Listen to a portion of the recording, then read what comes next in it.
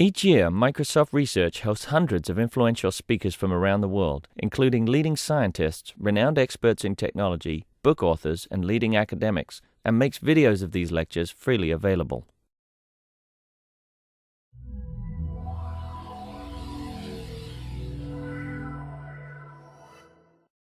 Thank you all for coming. It's my great pleasure to introduce Dr. Vic Basili from the University of Maryland. Vic has been one of the pioneers in the field of empirical software engineering for almost 3 decades now. He's actually going to talk to us about the role of empirical study in software engineering today. Vic?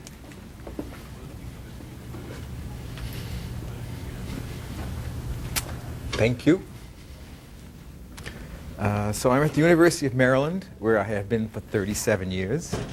And I'm also representing Fraunhofer Center, Maryland, which is about 8-9 years old. We began it in 1997. So some of the work, and well, let me begin.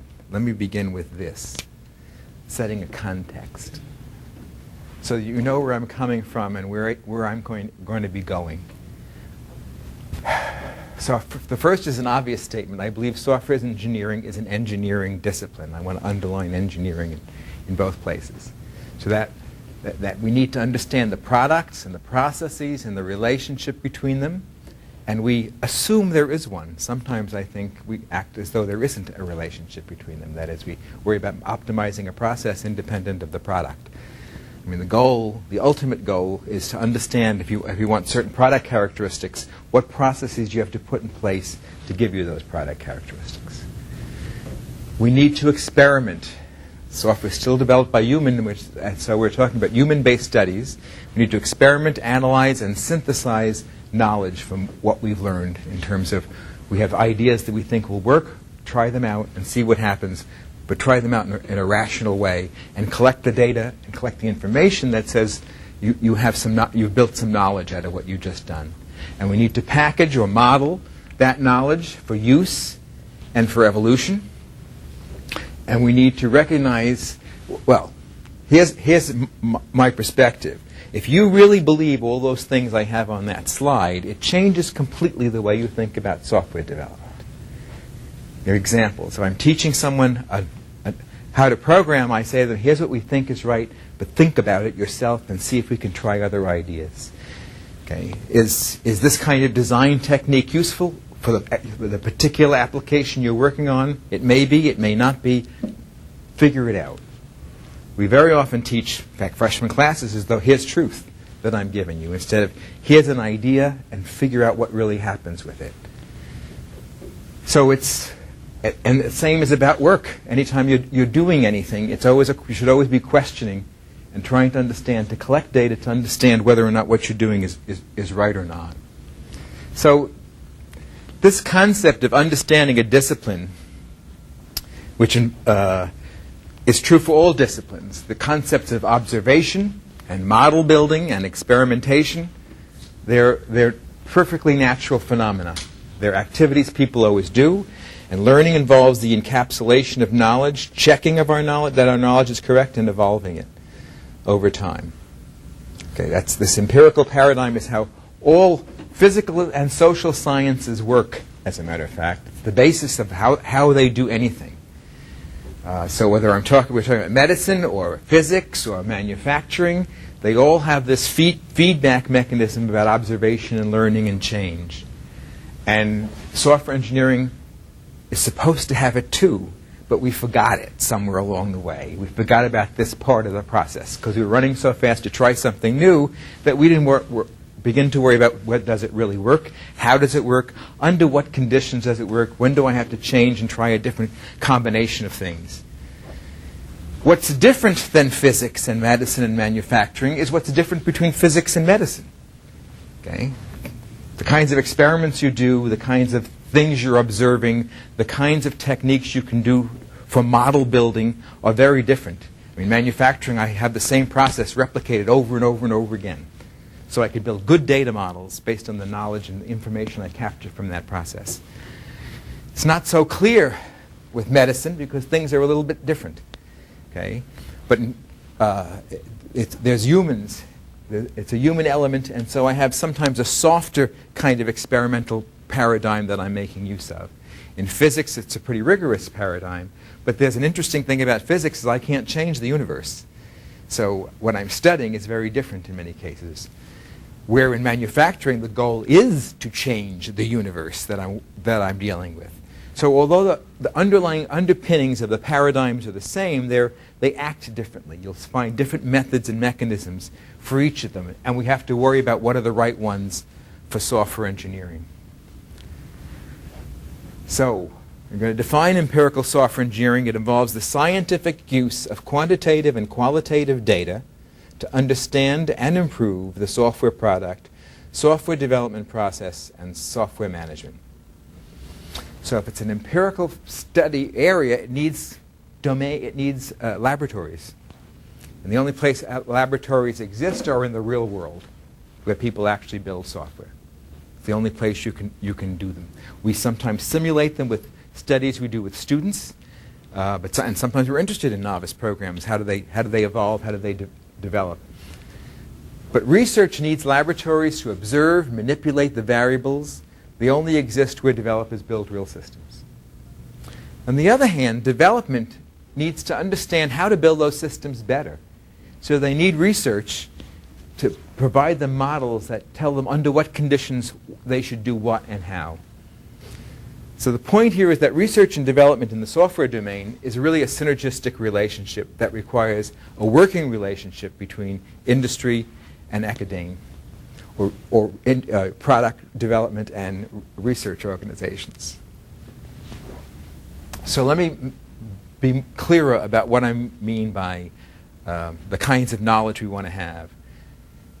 A software organization needs to ask, what's the right combination of technical and managerial solutions for the problem at hand?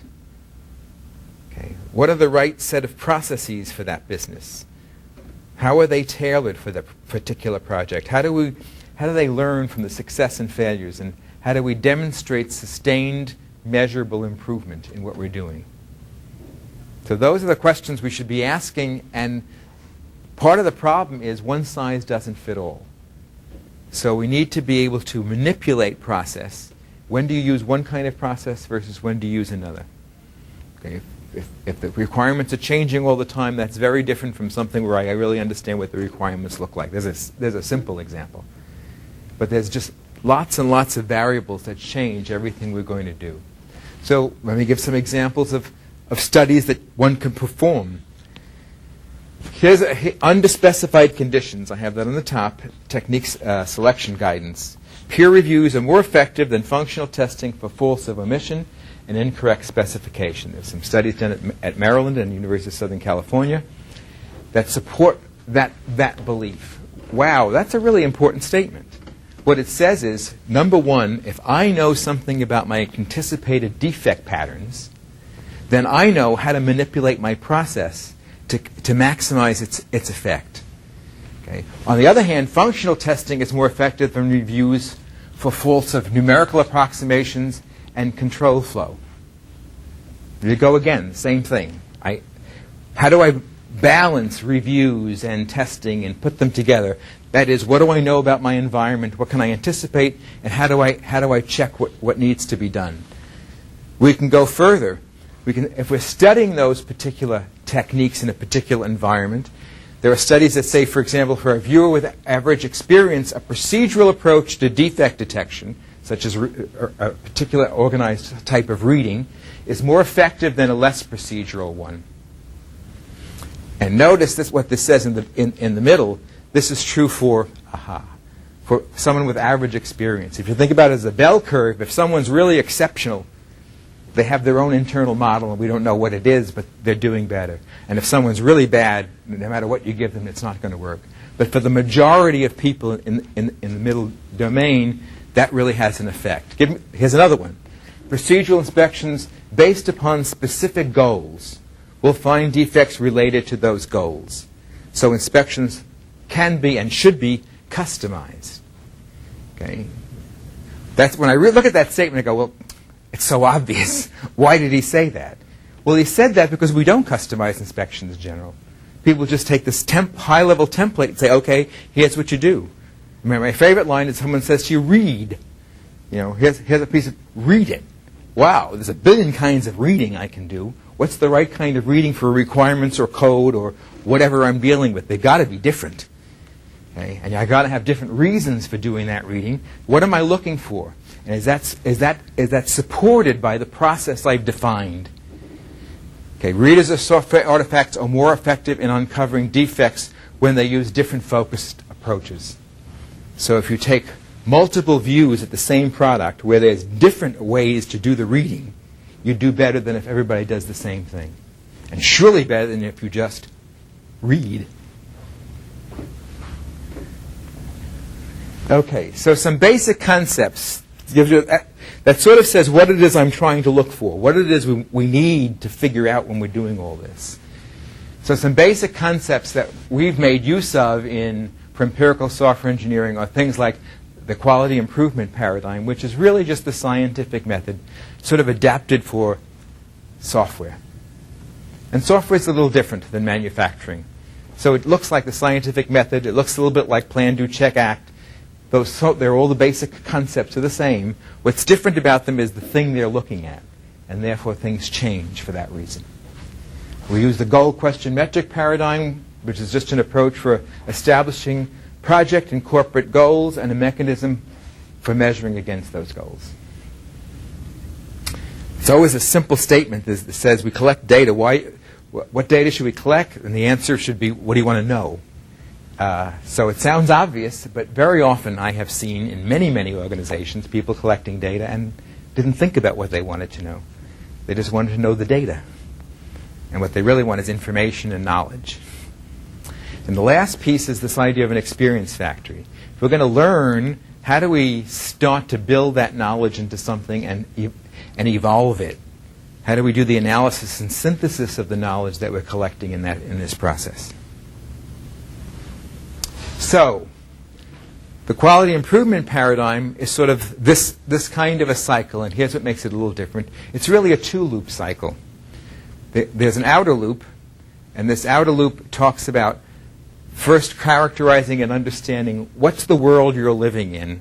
What's the world, in fact, for this particular product versus that particular product? They're probably different. Do we know what processes we have in place? Do we know what kinds of defects we make? What are the problems? What's the effort being spent? Where is it being spent? Before I do anything fancy, I want to know where I am. And the truth is, I'm always in a different place, certainly from company, but very often even from product to product. And then I want to set my goals. What do I want to achieve? Given where I am, what is it I want to be able to achieve? So I can set my goals with the right kind of knowledge. And then I choose the processes and the techniques and methods and tools that I want to use. So I build my project plan about how I'm going to execute what it is I'm going to do. But that plan is built based on my goals and based on an understanding of the environment that I'm living in. And then I do it. I execute that process and analyze the results. So here's the project development. I provide feedback so I can constantly evolve within that.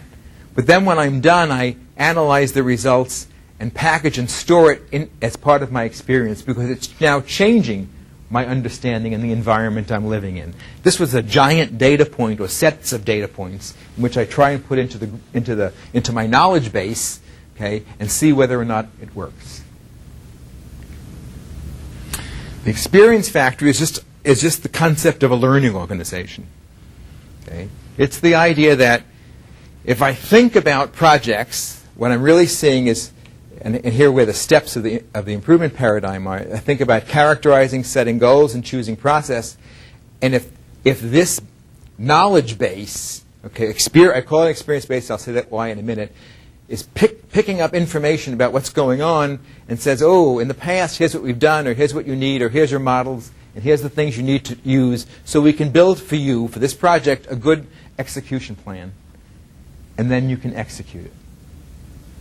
So there's an interaction that's going on here, an interaction between this and this learning organization, which supports the information that you now know. When you come down here, it monitors that project as it's being executed, because what you told it may have been a lie. Things changed. They weren't exactly the way we thought they were going to be. So we want to be able to constantly have sort of feedback and analysis of what's going on in that process. But while we're getting that feedback and analysis to support the project, we're also building knowledge for the organization. We're learning what works and doesn't work. So I can analyze and package. This is my analysis and synthesis process, where I can analyze and package, generalize, tailor, formalize, disseminate, and put this in an experience base so that the knowledge is being built over time. I add it back. I'm constantly taking what I have and meshing it with what I've already learned. So now I understand which context variables, for example, change the effects of a particular process. Or I have more evidence that this is really a good approach under the following sets of conditions. And then, so when the next project comes along, I can make change for it. So what's happening here? The project, this we've always done. There's a project coming through. We may not have been as planned as this, but project coming through out the other end. And this is really an organization that's trying to build knowledge about how this organization has worked in the past and what its successes and failures are and how it might make changes to them. So the reason for the term experience factory is it's based on experience within the particular organization. So whenever you change, even if I try something brand new, I want to understand how it works against what I've applied before. So this is one more point to make an issue here. What's coming down this side of the slide is what you do and what the project organization does. It's problem solving.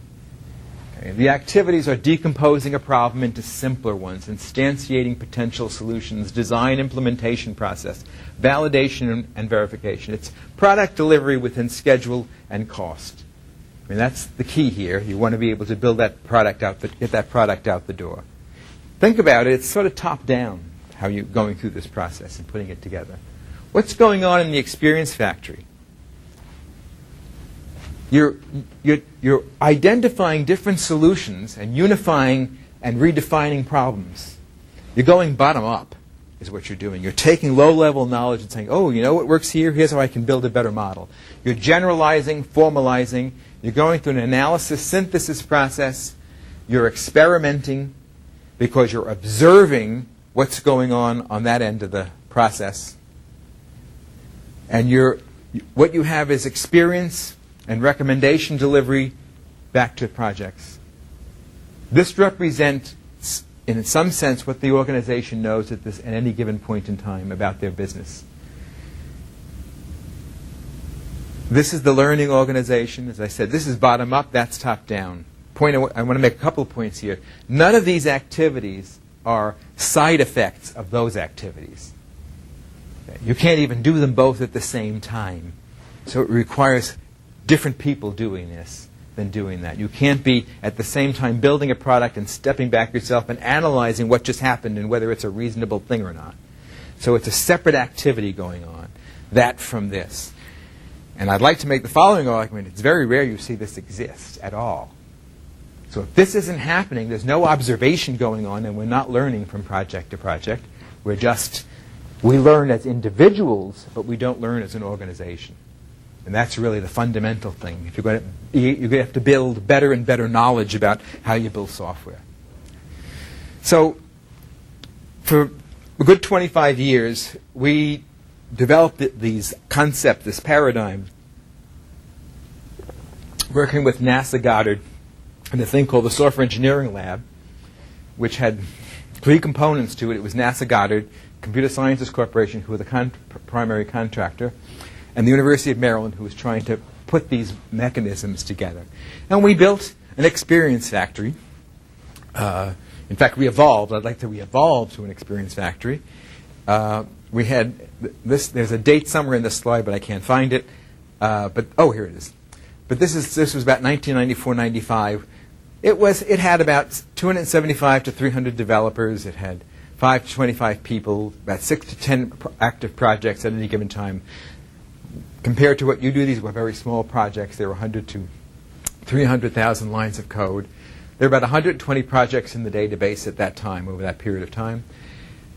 And all these people were developing based on advice and refinement and change of process. We tried a particular process. For example, we used Harlan Mills' clean room, and we would see what went wrong with it and what went right with it and how we would change it and how it evolved. It was one thing to do it on smaller projects that were built in-house. Then when we contracted out, what had to be done. So as we observed it, changes were made constantly to processes being used.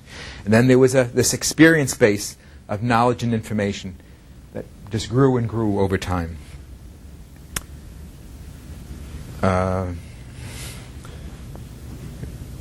The software engineering lab actually was the first organization to be awarded the Software Process Achievement Award, the IEEE SEI Software Process Achievement Award, for sustained measurable improvement over a period of time. And here was some of the data. You can see that if we look, I'm going to give you 3 dates, 87, 91, and 95. And if I take the years around that period of time, so 87 really represents 1986, 7, and 8, etc. What happened was you saw decreased defect rates from 75% in the first go-round to 37% in the second go-round. We saw reduced cost, 55% and 42% in this. So it was a continual change. Improved reuse, wow, in the beginning it was dramatic. Once we started to look, we began to see that was an easy win, but it was only 8% in the second round because there was not so much we could put together there. And just so you understand, this was for ground support systems for satellites. And an independent study was held in about 92, and their argument was from 76 to 92, the period they were looking at, there was an increase of complexity of 5-fold in terms of the systems that were being built and sent out.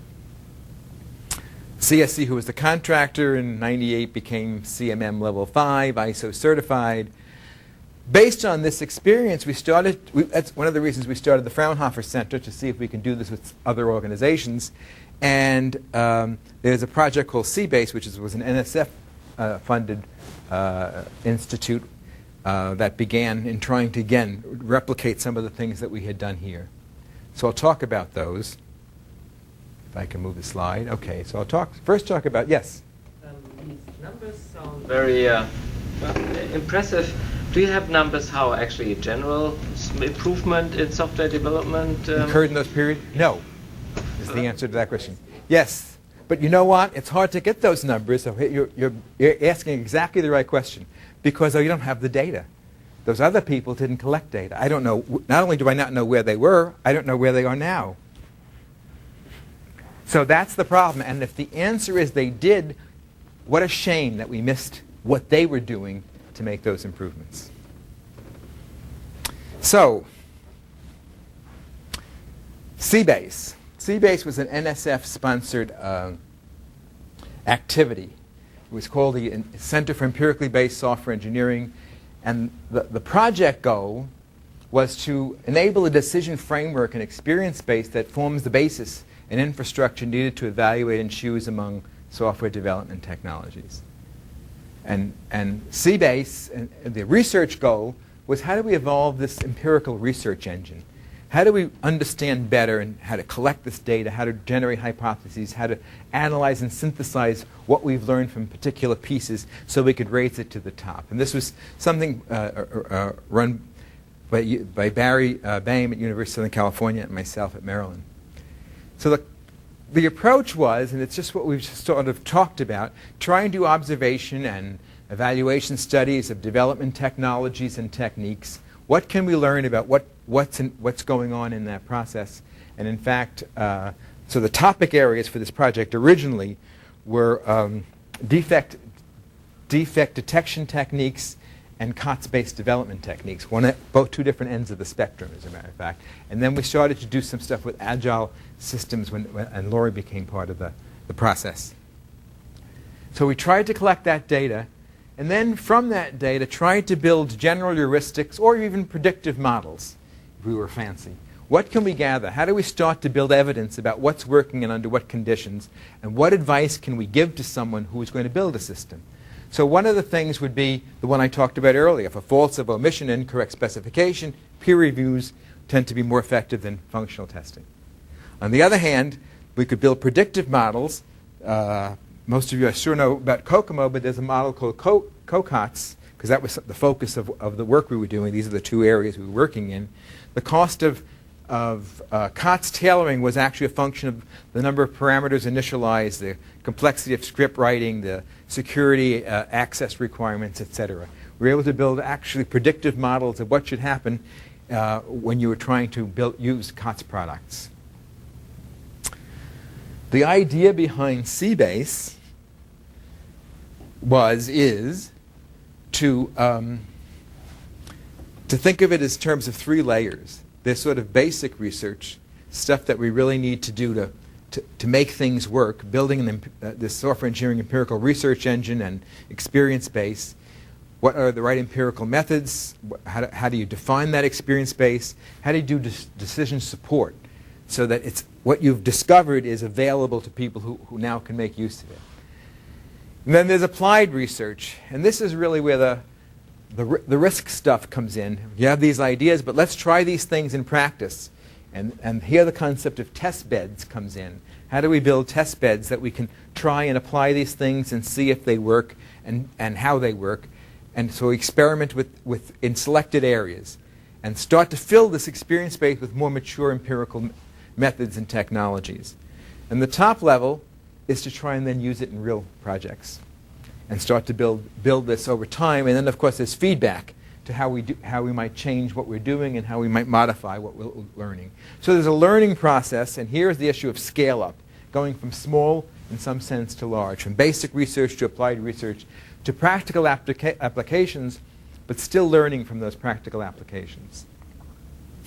So I'm going to talk by talking about the bottom level first. What's the research that we think needs to be done?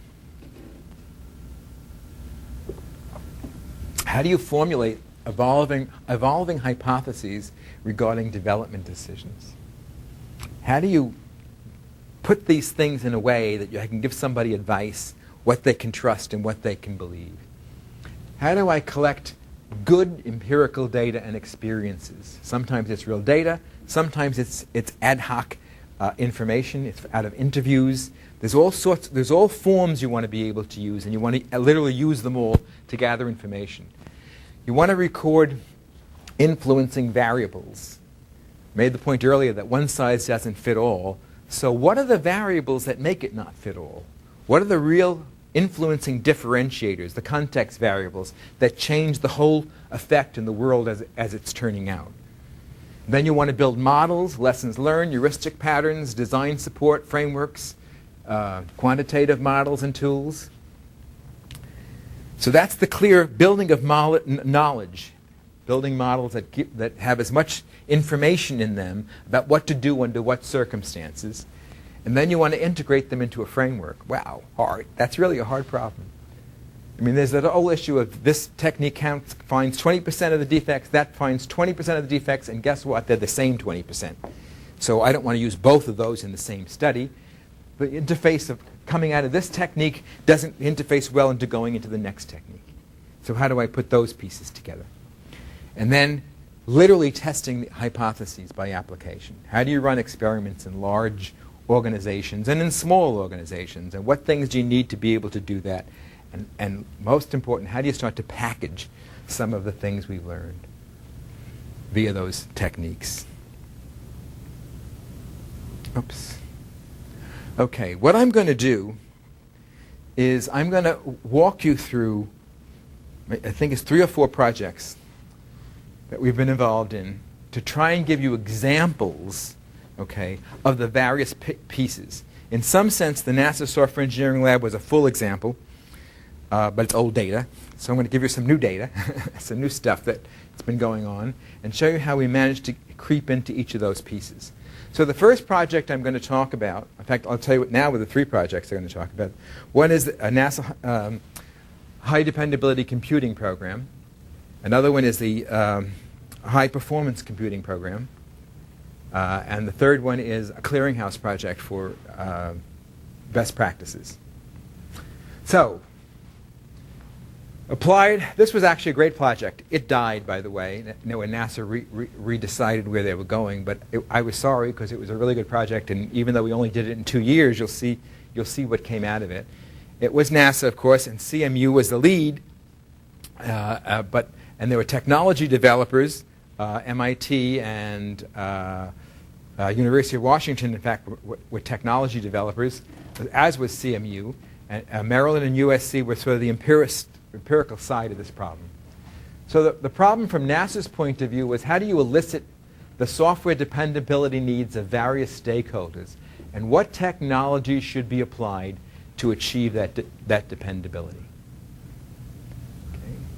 So the project goal from NASA's point of view is how do I increase the ability of NASA to engineer highly dependable software systems via the development of new technologies, okay, reducing risk. NASA has wonderful rules about whether in hardware technology, whether or not you can use them where they are in their maturity scale in terms of what's available to them. But you can walk in off the street and throw in a software technique and it's kind of okay, because software is not treated like it's a real thing. It's sort of this other thing that they do. So that was the issue here. And then the research goal was, our first question was, what do you mean by dependability? What is it? How do you define dependability? And then if we develop high dependability technologies, tell us whether or not they're effective, or raise them on the maturity scale and let us know they're worth trying, and maybe some clue about what conditions they could be tried at. So what's nice, and I'm going to use this as more than a NASA issue, it says there are really 3 major problems that we need to address in this process.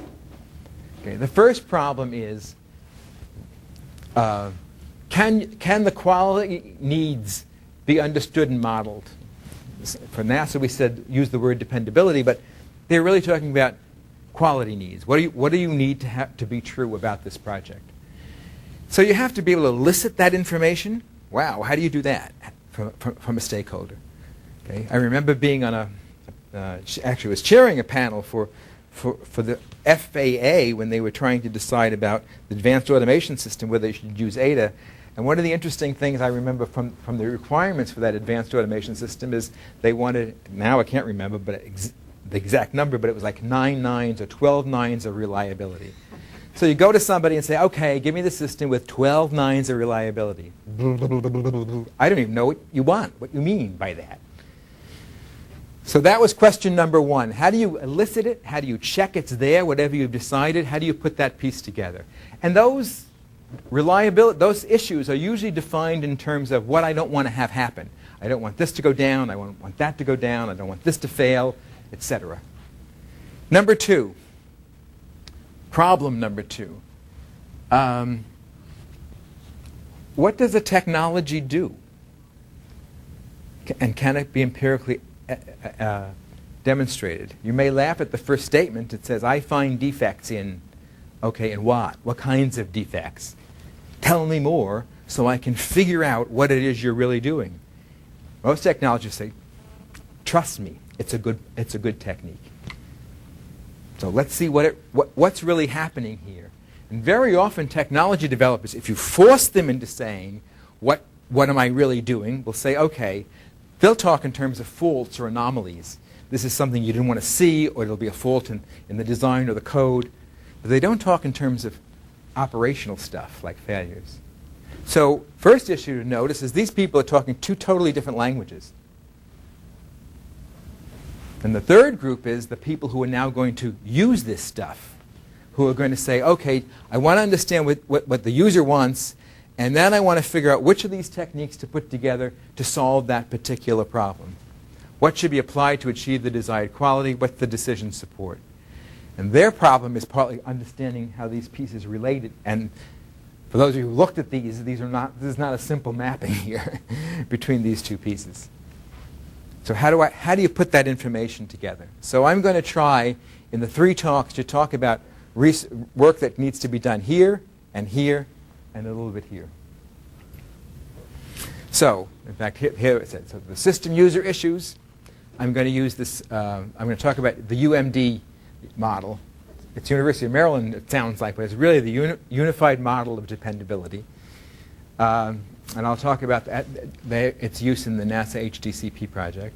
How well does the technology work? I'm going to show some issues out of NASA and the DARPA High Performance Computing Project.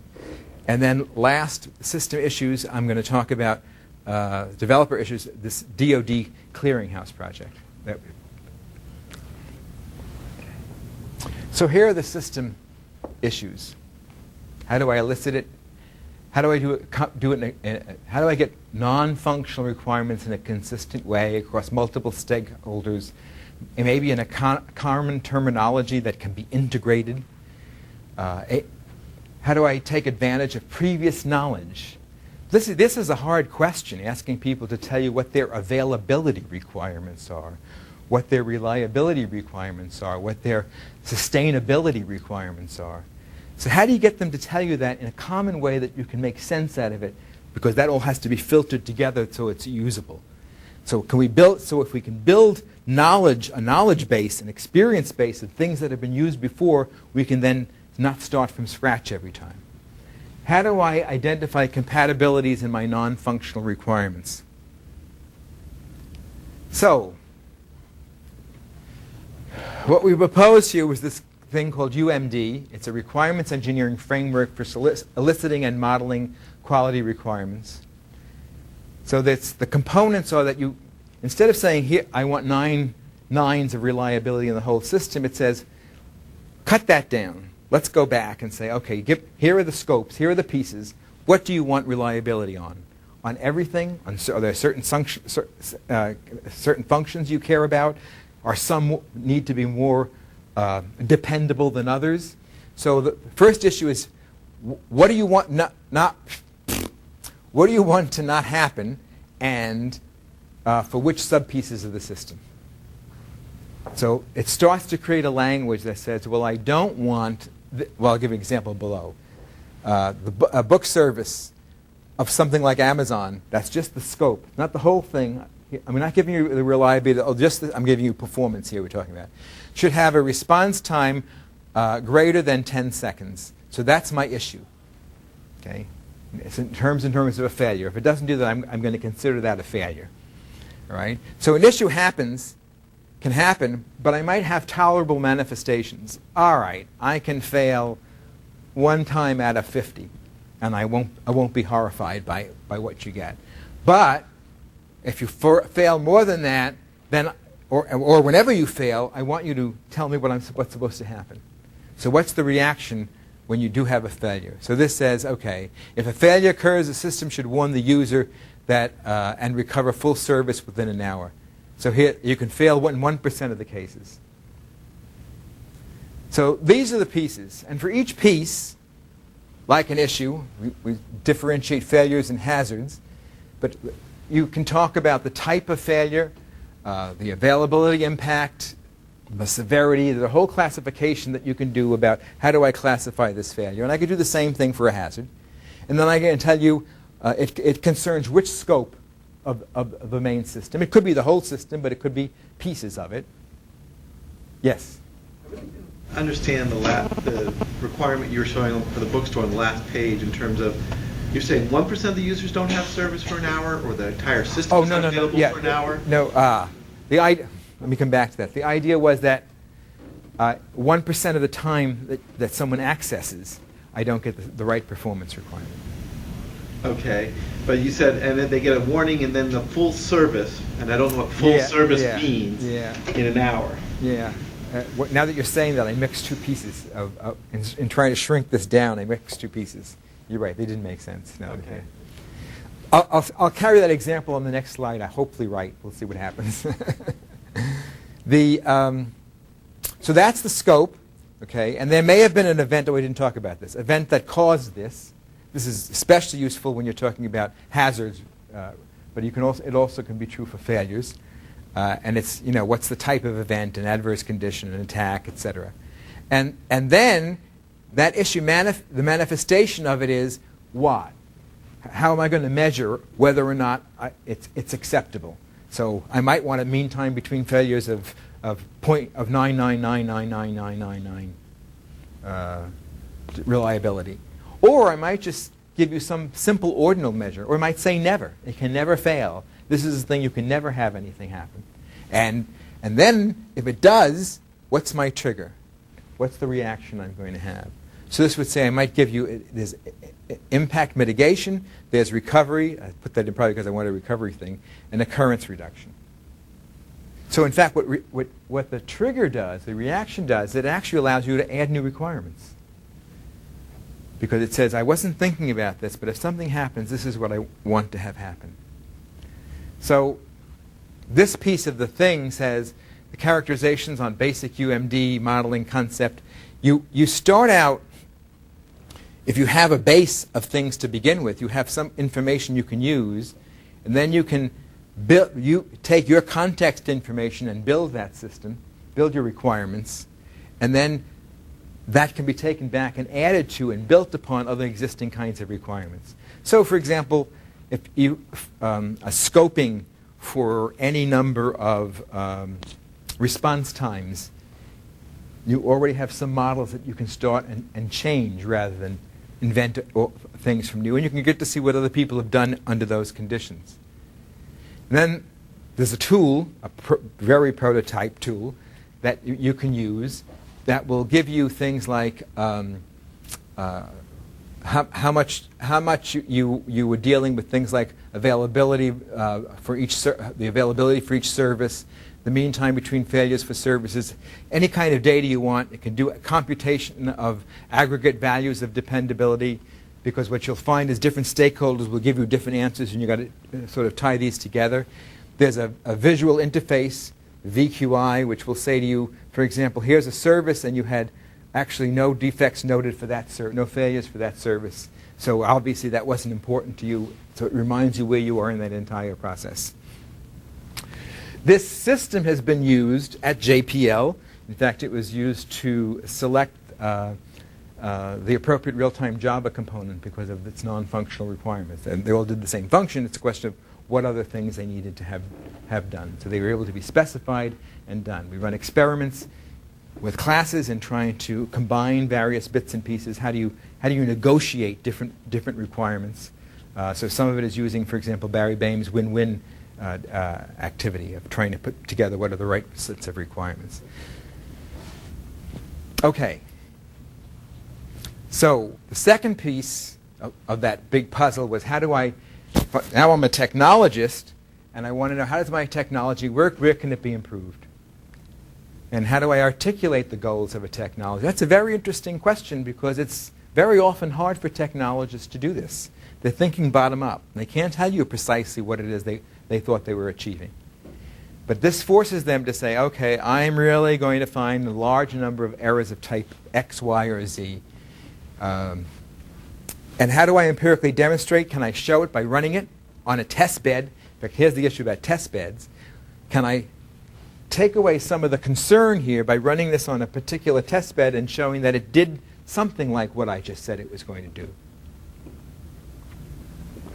And how do you provide feedback for improving the technology? So, example evaluations. Very often with a new technology, there's levels of evaluation. The first one is sometimes feasibility. And this is an example of inspections of object-oriented designs. First issue was to deal with feasibility. Is it possible? Can people actually use it? Does it make any sense? Should there be further study? Okay, before I spend the money. And the second one is on usability. That is, once it is, how do I perform things? So one of the big questions always in terms of defining a process is the level of specificity. How detailed do I make it? Or do I just give you a broad stroke issues? And it may depend on the kind of person I'm dealing with, which of those things I do. And the last piece is things like effectiveness.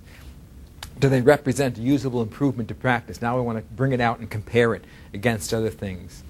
What we're doing in this process is minimizing risk as we come down that scale. Little by little, you begin to understand whether or not this is a good thing to try in real life. I mentioned a test bed, so let me say something about test beds. Test beds, I think, are extremely important and neglected part of software engineering, and especially empirical software engineering. Everybody should be testing out their technique, and it would be nice to have it on common test beds, to see whether or not they do work. And what do I mean by a test bed is it's the infrastructure needed for running experiments, evaluating them, specific features to monitor. It's used to conduct studies, to stress the technology and demonstrate its context effectiveness. Most important, I think, is to help the researcher identify the strengths, bounds, and limits of particular technologies for different levels. It's an interesting thing. If you look at the literature, or you look at a paper someone wrote about a new technology, when did they say, this is great under these conditions, but doesn't work over here? Okay. The implication is it works every time, all the time, for anyone who wants to use it. That's not technology, that's magic. And we're in a technology business, so we really want advice on when is something going to work and when is it not a good idea to try my technology. Oops. So let me give you a second example, and I love this example because, we had used this test bed that we had built, and it was a thing called TSafe 3, which was did I talk about it in the previous one? Did I skip over it? No, I didn't tell you what it was. So TSafe is a part of an advanced automation system, FAA-type automation system that talks about crashes in public. And TSafe 3, because we've been evolving it, and we had to evolve it to deal with the particular component we were dealing with. So Tivik Bultan at University of California, Santa Barbara has a model checking design for verification approach. And there are techniques to eliminate synchronization errors. So we said, okay, let's take our existing TSafe, which had been used for looking at architecture evaluations, and trying to put his approach into it. So the goal was to investigate the effectiveness of the design applied to a design for verification approach on TSafe, and it was re-engineered, as I just said. So part of the test bed was we built 40 versions of TSafe source code were created via fault seeding. Each one carried a single fault. And the faults were created to resemble possible errors that arise in using the concurrency controller patterns, such as making an error while writing a guarded command or forgetting to call a concurrency controller method before assessing a shared object. The results were the experimental study resulted in, number one, here's a side benefit, much better fault classification for this particular domain. Okay, we had to do that, and we were able to do that. I don't mean it's perfect, but it's certainly better than anything we found in the literature, as a matter of fact. Identified strengths and weaknesses of the technology. In fact, and so it's the next thing, it helped improve it. What Tivik did was, based on the errors we didn't find, he went and made changes to his technology to see if we can find them. And he made a series of changes that made it better, but it turns out there were a couple of errors, no matter what he did, we couldn't find. So we understood the bound, we understand where it was good. Okay? In fact, this was presented at the Automated Software Engineering Conference, won Best Paper Award. It was work by Tivik and people at Fraunhofer, like Michael Lindvall. System development issues. I want to raise it because I said it here, but I'll come back to it again. And this is the issue of, given those two things, here we are, I wrote these requirements, and here I am, somebody says this piece of technology works. How do I get those two things together? Okay, and I'll talk a little bit about that, but I wanted to bring in one more piece. Oops, I should go. I wanted to talk about this study because for me it's especially interesting, and it's also the one we're working on mostly now. It's this idea of the high productivity computing systems. What was the problem? How do you improve the time and cost of developing high-end computing codes? So the project goal was to improve the buyer's ability, this comes out of DARPA, so the buyer's ability to select the high-end computer for the problems to be solved based upon productivity. But now here's an interesting concept of productivity, especially for the high-performance computing people. It was time to solution is development time plus execution time. Okay? Most high-performance people are great with performance time. They measure performance in 1,000 different ways. But they vary. In fact, I didn't know of anyone who ever asked the question, so how long does it take me to develop? Okay? There's a lot of folklore. What about OpenMP or MPI or Core Fortran or So what's the best thing for me to do? And the argument here was, if I can get an order of magnitude benefit in execution time, but it takes me twice as long to develop that code, well, where's the payoff here? How do you balance these two pieces? So we've been working mostly on the front part, development time, but integrating with the other people. So how do you develop theories, hypotheses, just the things we were talking about, guidelines that allow us to characterize, evaluate, predict, improve how HPC environments affect the development of high-end computing codes? So here are the questions which would sound the same in any other form. That is, what is the cost and benefit of applying a particular technology, Core Fortran, HMTC, star P? What are the relationships among the technologies, the workflows, the development costs, the defects, the performance? One of the arguments that we're starting a study on right now is there's an argument that says it would be good to combine MPI and OpenMP in one program, that I can use both of them. There's a lot of people who go absolutely not. There are a lot of people who say absolutely yes. So we're looking at that particular problem. But we've looked at problems like how much more expensive is it to use MPI versus OpenMP? Where do you get performance, especially with novices? So what are the context variables? Can we build predictive models? How do we do trade-offs? So just as we talked about before, it's the same process. Development time, experiments, and now there's an interest in novices as well as experts because they want to know how long it takes, how do you get novices up to speed? Because there aren't enough people to program these things, and what's the basis for doing this? And then we build the same thing. But here the issue is a novice can achieve speed up in cases X, Y, and Z, but not in cases A, B, and C. That is, what's the nature of the domain of the problem space that I'm working in that are easier for novices to do or not easy for them to do? Let me just give you a simple result that so far there are novices who do as well as experts, okay? But they're the exception because some novices can't even get better performance out of parallel code than they did out of the serial code. Trade-offs. Predictive models. What are the trade-offs between effort and performance? MPI will increase the development effort by such and such % and increase the performance by Z% over OpenMP. What are those numbers, and for what, under what conditions is that statement true? For which of those programming models does that make sense?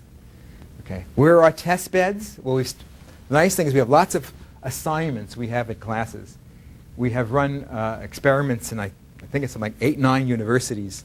The experiments are in classes run by people in high-performance computing.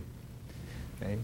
And then we have looked at compact applications and then actually full-scale applications. We've interacted with the 5 ASCII centers who at, say, Illinois, Chicago, Utah, Stanford, and Caltech. So how do they build, and what's the effect of that? And we take some of the early stuff we've learned to put into that larger piece. What are we doing? We're building experiment packages. I mean, our eventual goal would be to give this to organizations that they can do this data collection of their own and see whether they can put pieces together. So it's everything from giving example programming problems. Oops, I did that wrong. Giving example programming problems to experimental artifacts, to data collection software, so that whether you're doing classroom or empirical studies, all these people can gain something out of what it is they're dealing with.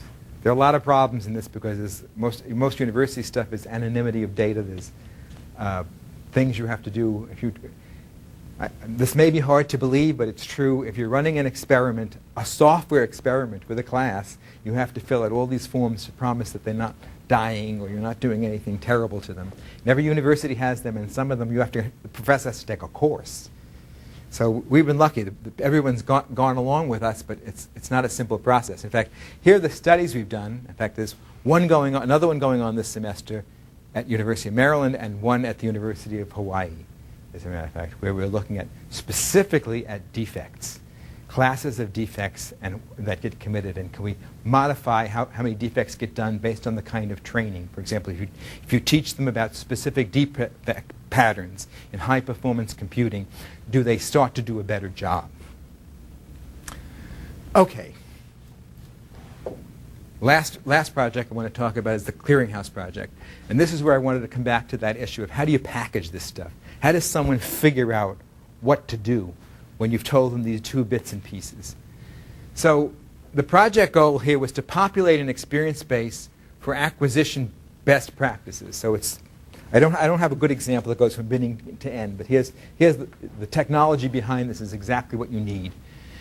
For defining context impact and impact attributes, allowing users to understand the effects of applying the processes based on the best empirical evidence available.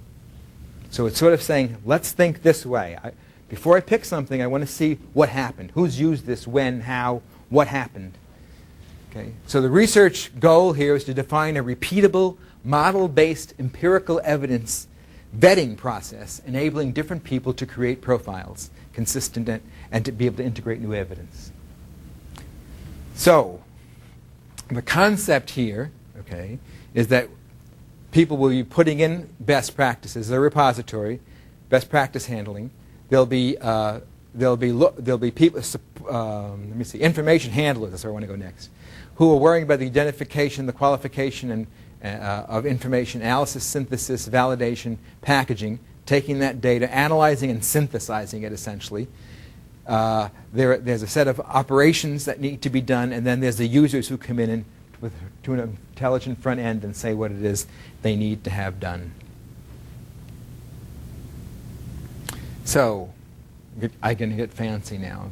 So best practice clearinghouse recommendations based on evidence from real programs, and it comes from publications, from interviews and feedback with users, from vetted experts, guidebooks and standards. So there's whole ways of collecting evidence. Okay? Some of it can be anecdotal. Some of it can be because you have really good empirical study. Okay? And then you say what your source is. How trustable is that source? You rate it. The context is used by a safety-critical program in a DoD environment on a warfighter, because that's what I'm building, let's say, and I want to know if anybody's been doing it in that context. Did it increase or reduce cost and quality and schedule? Okay, so behind the scenes, we have a summary. Here's where the work part comes in. Someone does this summary where the practice was successfully applied, what it helped, and the cost, what it helped and what the cost was, and how to get started. And then once that summary is written, a team vets what that summary is about and vets the processes, the evidence. So that's the internal view. The user view, who's going to now make use of this, says, okay, help me find a practice to reduce schedule. I'm an acquisition manager on a safety-critical program. Okay, so summary. Who's used it for safety-critical programs before for this particular process that I'm looking at? I might have 2 groups. There are 2 places that have a higher level of evidence. That's the end. For what it is I'm looking at. This is now being used by the Defense Acquisition University to do teaching in acquisition processes. Okay. Let me come back to the research. Think of all the things I've said and where the research lies. I said we really need research in doing this, doing better jobs of this. This is really what you want to be able to do. Someone wants to be able to go say, here's my problem, tell me the best things to use, and give me a confidence level. I'm nervous about this, but this is, wow, everybody's used it exactly what you were doing. It gave them more cost, but they got better whatever, better quality. There's the issue of hypotheses. We're building all these hypotheses. How do you put them together, and how does new evidence build on top of it? For the HPCS project, we have a prototype experience space which talks about hypotheses and evidence and change so that you can follow the trail of what information is going. But I want that more abstracted. We're worrying about context variables all the time. What are the things, when we're running, we have, I said, there's actually about 20 experiments run over different universities. What caused certain things to happen? Why did we get different results from different studies? It's not a question of trying to say the same thing. It's trying to understand what caused these strange things to happen. So let me summarize. I'm saying measurement is fundamental to any engineering science. Hopefully you all believe that. User needs must be made explicit, and therefore we have to build measurable models of what we mean by quality, by the various qualities. As I said, whether it's availability, sustainability, reliability, security, safety, it doesn't matter. What is it you want to be able to say? And organizations have different characteristics, goals, cultures. There isn't a one-size-fits-all. There isn't like a two sizes fit all. There's like an enormous number of sizes to be able to put the pieces together. And stakeholders have very different needs. The same system. And you've got to be able to understand what those needs are and how you ameliorate them so that they look consistent. Process is a variable. That's the biggest thing. I've been saying this for years, and it's really a hard thing. I mean, years ago, you'd go into a company and would say, here's our book on software development. I don't care whether we're building toasters or satellites. Here's how we build the software for them. You wouldn't see the same book saying, we're building toasters, here's our hardware techniques, and we're building satellites, here's our software, here's our hardware techniques. Or use the same book. So there's a confusion here about what needs to be done. But process is a variable and needs to be configured for the project that you're dealing with. I think we've gotten better about that, but things like CMM, for example, early on, it was really about here is the process, rather than what's your problem. And you could optimize a process independent. How does that make sense? Independent of its effect on the product. We need to learn from our experiences. And that doesn't mean I learn from my experience. I mean you learn from my experience. And then someone analyzes and synthesizes and says we can begin to build core competencies of what we know works under what conditions. And the idea of software core competencies is a really critical one. It's really the idea why the Experience Factory, what it's built on. The idea we need to build software core competencies. They represent specific contexts. There are a lot of contexts, but in one organization you've dropped out the majority of the context because those things all turn out to be the same. So you only have to build it for the organization or for the product. And this is, from the research point of view, interaction with various industrial, government, and academic organizations is important to understand the problems. Okay, this isn't a small, simple problem. Physics uses the term big science.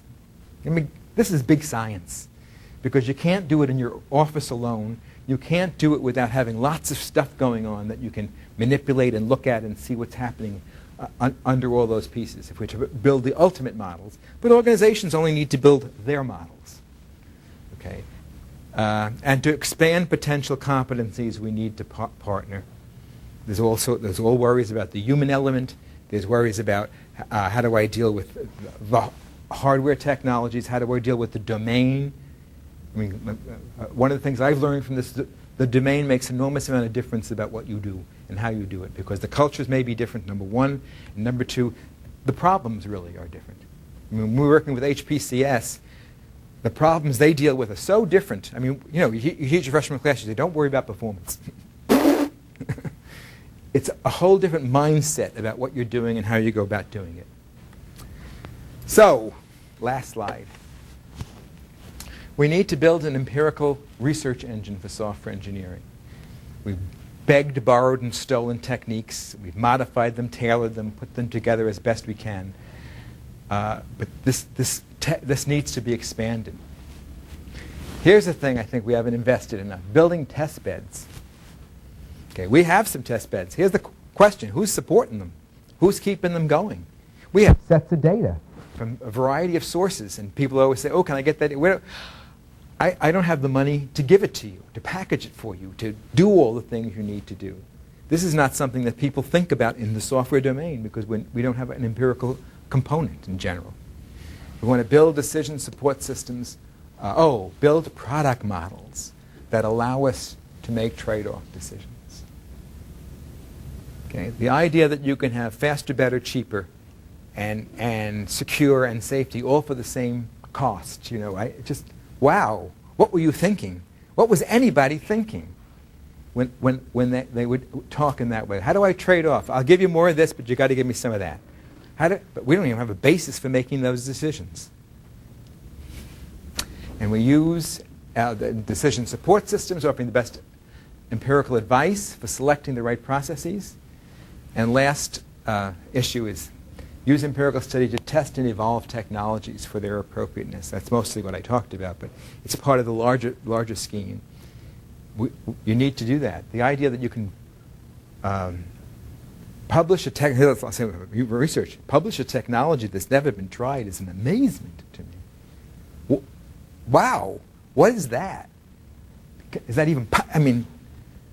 Who said that was a good idea? Okay.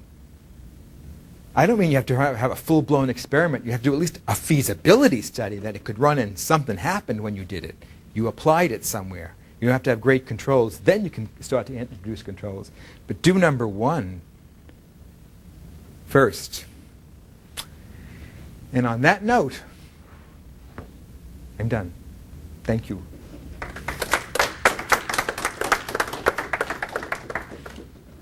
Yes? So you briefly mentioned it once in early the slides, which is the new agile stuff, which is documentation light. One of the problems I've had, maybe you know of studies that I don't know of, is I'm aware of your inspections and functional test studies, but when people ask me, well, how does pair programming compare with software inspections? I've seen absolutely no data from anybody anywhere that compares those. There are some people working on that very specific question, but I don't know about publications yet. I know Laurie Williams is working on that, and there's some interest at the Fraunhofer in Germany worrying about that issue, about how do you help make those decisions. One of the problems with a lot of the empirical work is it's been too piecemeal. And people do little pieces because, to be honest, most experimental work turns out to be opportunistic. I have the opportunity to run the study, I'll do this little piece. We did a study back in the late 70s that was, I think, one of the best studies we ever did. And sort of like that was it. In fact, I remember people saying, well, you answered that question. That was how could you say something like that? We did one study. But then there wasn't a community. We now have a community. We have this group, this thing, ICERN, which started, we're in our 12th meeting now. And it actually was started by a group who were all ex-Marylanders, had come and spent some time and left, and said, we need to talk about sharing more common things. And we're finally getting there, I think. People are replicating each other's experiments. What an incredible idea. And so we're still growing. I'm a little horrified. In fact, I'm supposed to give a keynote in 2 weeks, which I haven't prepared yet, but it's really to say what was true 20 years ago, what's true now. Because we wrote a paper 20 years ago about what was the state of the art and what's true now, and what's going to happen, what do we expect to happen in 20 years. Where are you giving that talk? In ISASE, the International Software Engineering Symposium, Empirical Software Engineering Symposium. It's going to be in Rio de Janeiro. So it's a hard question. I mean, predicting the future is really hard. If someone asked me 20 years ago that where we'd be, I would have been wrong. I would have thought we'd have been much further along. But we have a community. We have people who are working on this.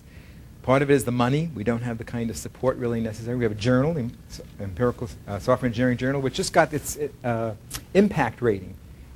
And in the software engineering domain, we're number 3, after TSE and TOSIM.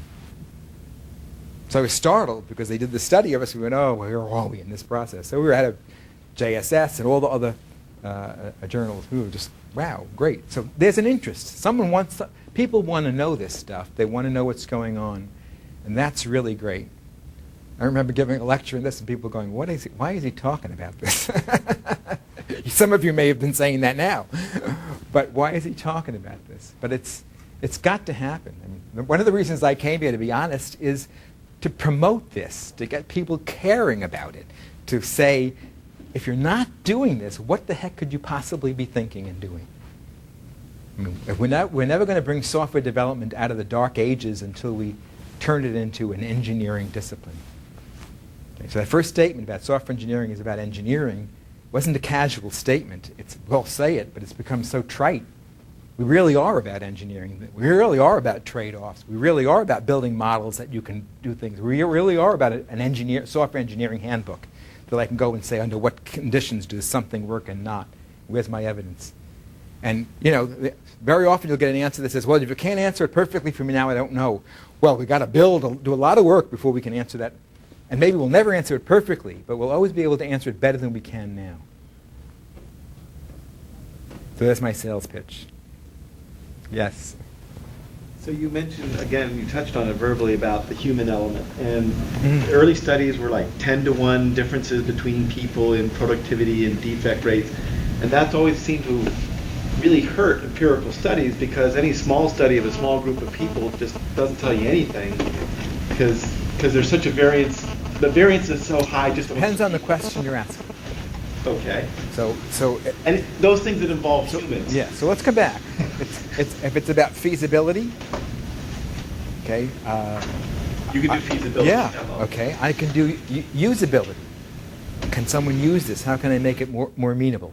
Now what you're saying is, what's the story about with effect? And then you have to be more careful in your experiments in how you put the pieces together. And there are lots of things. Most of our things are small groups, but there are techniques where you can do sort of pseudo-randomization. And in fact, what we typically do is we rate people from top to bottom, and then we literally do one of these. This group, that group, this group, that group, this group, that group. And then we see what happens across that process. It's not great, but it's trying to get at what's going on. But we're also interested in that question. What is the variation? That's especially a question in the high-performance computing project. Can we get people to reach the top? So we have to maybe change the question. We can't just say, oh, we're throwing them all in the same pot, and then we want to know because one characteristic is dominating the others. And the idea of the experience base is this idea of, I mean, think it from a corporate point of view. Every time somebody leaves your organization, they walk away with valuable knowledge. Okay, and how did I own that? How did I steal it so that it's available to everybody? Okay, we just lost somebody at the Fraunhofer, and someone said, "Oh, that person had an enormous amount of knowledge about our business, what we do." Ooh, I thought that was a terrible thing. So the issue is, how do we capture that? How do we make sure that we don't lose it? We may not get it exactly as that person has it, but you can take pieces of it that make sense for the organization to do something. Are there any other companies besides academics and government organizations that are building experience factors that you know? There's some work being done at Daimler-Chrysler. There's some stuff. Motorola was doing some stuff. Anderson Consulting, at least I've given talks. I don't always know, to be perfectly honest, people who are using some of the things we've done. If I'm not dealing with them directly, I did a little stuff with Daimler-Chrysler, did some stuff with Motorola. So I know a little bit about what goes on in some cases, but sometimes I have no idea. I think the closest Microsoft has to this is our work in security. We're better about building knowledge bases in general. I don't want to call it an experience base because I don't think we're quite at the level that you are. It's with security. We have a department. Gates made a big speech in 2002 and spent a lot of money creating a department to manage security across the business. That's a great thing to do. I mean, it really is. Here's a bad example. I always think back in the 80s, 70s of IBM and things like operating systems. Here's one near and dear to the heart of Microsoft. And if anybody had a wealth of knowledge about how to build an operating system, it was them. But they didn't package it. They didn't consider it a core competence. Okay? You know what happened. Yeah. So there are all kinds of things like that if you don't know, you got to understand what's important, but you got to build knowledge of what you do because it's the valuable piece. It's a hard problem within company walls. Not that it's unimportant. It's just hard. packaging the knowledge is one thing. Dissemination is incredibly difficult. Well, that's why I say that piece for last. Sending that information, making good user interfaces. I mean, the way that system works, I didn't have time to show you all of it. Although I think I can get a demo. You go in, you say, who am I? You know, here's my characteristics of things that interest me, and then you can go in and it'll try and find the things closest to what you care about, and represents your context for you. It's still terribly primitive, but it's a start at doing this. We need a lot more work in looking at those things. How do you do that vetting? I mean, it actually rates those things. Here was a journal article by people who used it in their environment and collected data and came to the result, wow, that gets a good rating. We talked to this guy and he said such and such. Well, we couldn't even capture all the context variables for him because he didn't know them. That's a very different thing. But that's something. It's better than not having anything. And you start to build this knowledge. I mean, one of the things that's true always about the experience base is as you get smarter and you have more knowledge, you start to throw old stuff away. It's not a repository. Okay? It's a living thing that constantly represents our best knowledge about what goes on here. Yes. Okay.